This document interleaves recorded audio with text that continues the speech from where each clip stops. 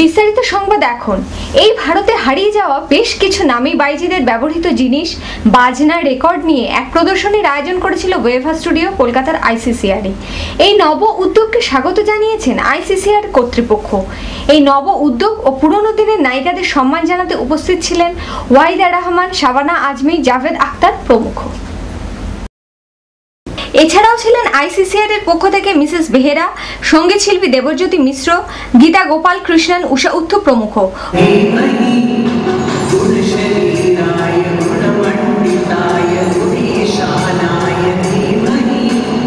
1900 সাল থেকে তখনকার দিনের নামকরা বাইজি, গায়ক, সঙ্গীত শিল্পীদের ছবি ও ব্যবহৃত আসবাবপত্র, বাজনা, রেকর্ড ও অন্যান্য মূল্যবান জিনিস নিয়ে এই প্রদর্শনীর আয়োজন হয়েছিল। প্রদর্শনী দেখাকালীন তখনকার দিনে রেকর্ড করা গানগুলি শুনতে শুনতে সবাই একটু নস্টালজিক হয়ে যাচ্ছিল বলে মনে হয়।